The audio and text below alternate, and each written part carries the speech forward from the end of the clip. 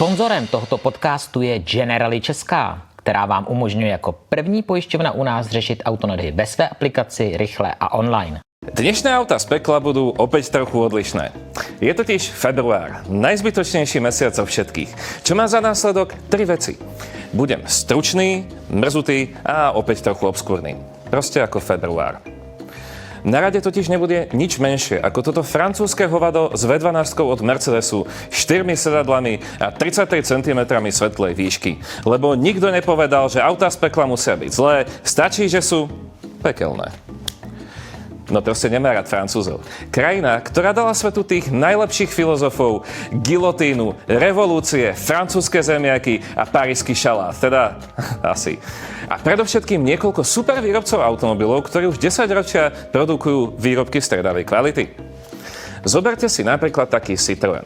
Automobilka, vďaka ktorej máme hydropneumatické odpruženie, či také samozrejmosti, akým je šipovité ozubenie kolies, vďaka ktorému sú niektoré prevody krásne tiché a jemné.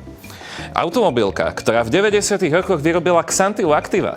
6-valcové rodinné auto, ktoré zvládlo vyhýbací manéver lepšie ako Ferrari, Porsche či Lamborghini dokopy. A pritom ste za jej volantom mohli žrať bagetu.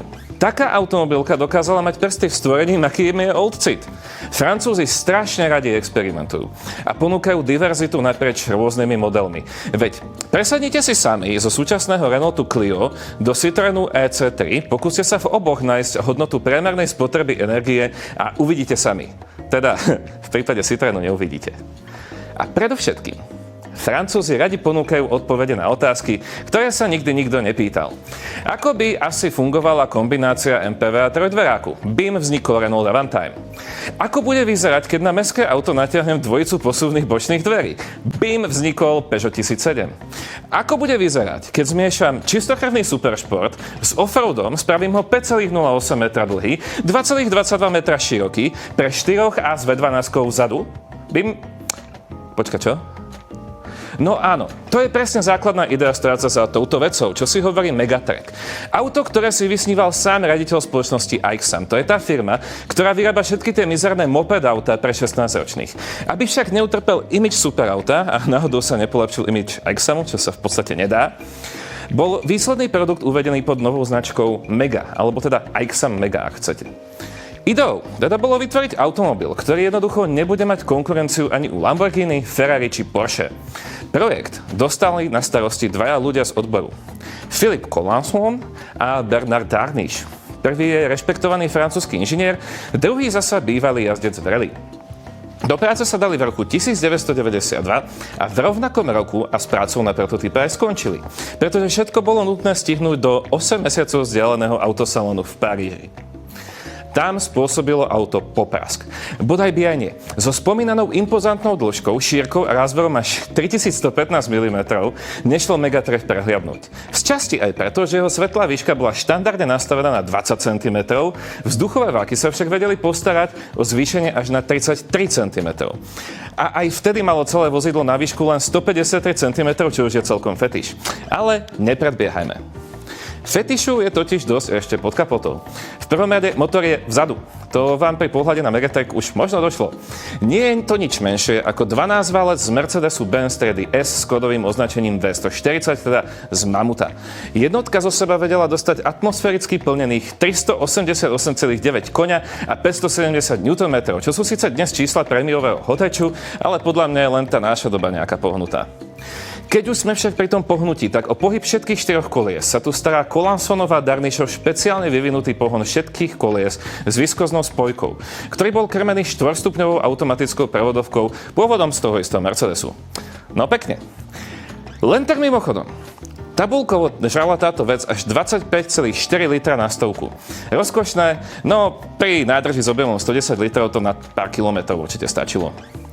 Na prekvapenie všetkých, 4-stupňový automat Megatracku príliš nevadil. Približne 2,3 tony ťažkému automobilu prenechal slušnú svižnosť.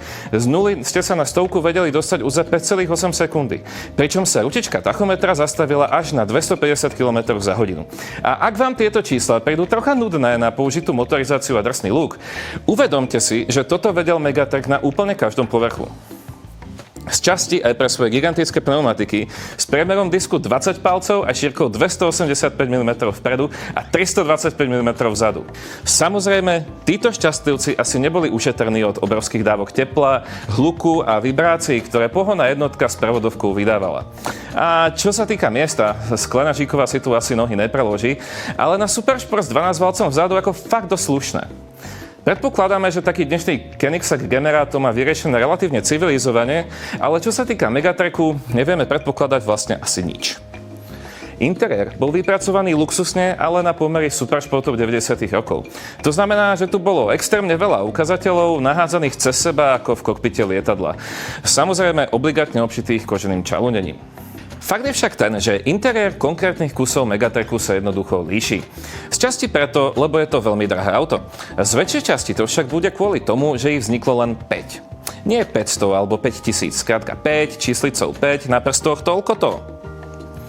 Teda presnejšie. Niektoré pramene uvádzajú, že bol Megatrack vyrobený len v 5 kusoch. Inde sa zase dočítame, že ich bolo 11 alebo dokonca 12. Jediné, čo však z tohto uhlu pohľadu vieme povedať naisto, je to, že to bol strašný fail. Ale prečo? Povedali by ste si, že je to kvôli tomu, že Megatracku chýbalo slávne meno? Ale Trtmakovi. Jasné, jeho imidžu by asi pomohol spírajúci sa kôň, bík alebo akýkoľvek iný párno či nepárno kopytník v logu. No tu problém skutočne nebol. Problém bol totiž typicky francúzsky. Automobil totiž v roku 1992 s pompou vystavili svetu, no nešlo ani zďaleka o sériový model. Ba čo je horšie, ešte aj na pomery prototypov bola jeho kvalita celkom zlá. Aj keď sa teda našlo viacero kupcov aj cez cenu presahujúcu 300 000 vtedajších dolárov, teda asi 14 miliónov dnešných korún, tú vec bolo treba najprv vyrobiť poriadne, no a potom otestovať. A to je proces, ktorý vám zabere dlho, keď na to napríklad nemáte ľudí. Pretože na autosalón ste prišli s tým, že však budú objednávky a pracovníkov nájdeme potom, nie? No, nie. Problém to bol. Megatrack nebol zrovna najjednoduchší kus techniky a nie to ešte v 90. rokoch. Len si zoberte, koľko z Brusunových dielov si musela vypýtať už len koncepcia s 12 valcom vzadu a pohonom všetkých 4 kolies. Aixa Mega sa do projektu proste vrhli ako Pikachu na hromozvod a tak to aj dopadlo. Prvý Megatrack tak bol vyrobený až 3 roky po predstavení predsériového kusu. A to už bolo skrátka neskoro. Investori stratili záujem. Preto bolo každému kusu venované toľko lásky, že si to ani nezaslúžil. Preto máme o dochovaných exemplároch tak málo informácií. A práve preto si zaslúži svoje čestné miesto vo vitrínke aut z pekla. Lebo ako nápad pekný, exekúcia pekelná a výsledok samozrejme trpký. A my? My sa vidíme na budúce. Majte sa krásne, čau!